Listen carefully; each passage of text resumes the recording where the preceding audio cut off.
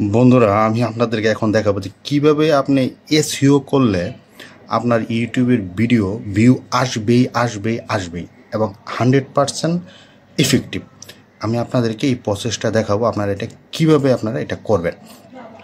এবং খুব দুইটা টিপস দেখাবো আপনাদেরকে। দুইটা টিপস আপনারা অ্যাপ্লাই করবেন। যদি আপনাদের ভিডিওতে ভিউ না আসে তাহলে আপনারা আমার ভিডিওতে এসে কমেন্টস করে যান যে ভাই আপনার কথা কার্যকর না।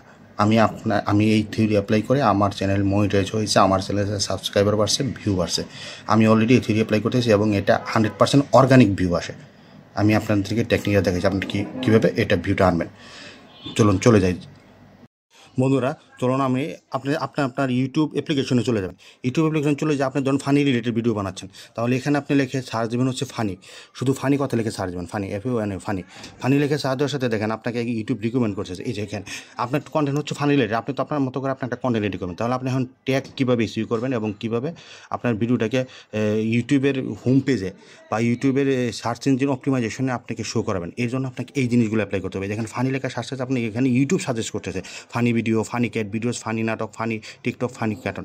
এই যে প্রত্যেকটা কথা যে ইউটিউব আপনাকে সাজেস্ট করতেছে, এই প্রত্যেকটা কথা আপনি স্ক্রিনশট নিয়ে প্রত্যেকটা কথা আপনি সুন্দর করে লিখে আপনার ইউটিউবে যখন আপনি ভিডিও আপলোড করবেন, আপলোড করার সাথে সাথে ওই ট্যাগের ভিতরে এই কথাগুলো অ্যাড করে দেবেন।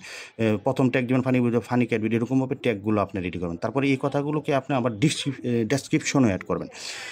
অ্যাড করার সাথে তাহলে কী হবে তাহলে ইউটিউবে যখন আপনি এই কথাগুলোকে আপনার ট্যাগে থাকবে যখন অন্য কেউ ফানি কথা লিখে সার্চ দেবে, তখন তো সাথে সাথে আপনার ভিডিওটা ওই যে ভিউয়ার ফানি কথা লিখে সার্চ দিচ্ছে তার ইয়েতে শো করা শুরু করবে, ফ্রন্ট পেজে চলে আসবে। তারপরে কোনো একটা ফানি ভিডিও যদি কেউ দেখে, তাহলে ওই ফানি ভিডিও রিকমেন্ডেশনে বা সাজেস্টেড ভিডিওতে আপনার ভিডিও চলে আসতে পারে। কেন চলে আসবে? কারণ আপনি ইউটিউবের যে দেওয়া সাজেস্টেড যে ফানি কথাগুলো এখানে সার্চ বার আছে, এগুলো আপনি থিওরি অ্যাপ্লাই করছেন।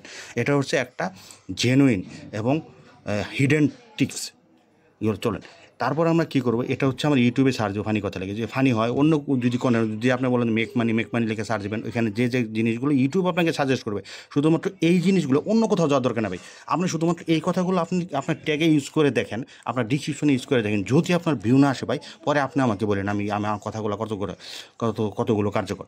এখন আমি চলে যাই আরেকটা টিপস থাকে, এটা প্রথম টিপস। এবং সেকেন্ড টিপসটা চলে যাবেন, এখানে হচ্ছে আপনি চলে যাবেন গুগলে যে সেটা এখানে সার্চ বারে সার্চ দেবেন, এখানেও ফানি লিখে সার্চ দেবেন। যেহেতু আপনি ফানি রিলেটেড ভিডিও বানাচ্ছেন, এই দেখেন গুগলে সার্চ করে যে গুগল যে ফানি কথাগুলো আছে, প্রত্যেকটা ফানি রিলেটেড কথাগুলো আপনি আপনার ট্যাগ ইউজ করবেন এবং আপনার ডিসক্রিপশন ইউজ করবেন।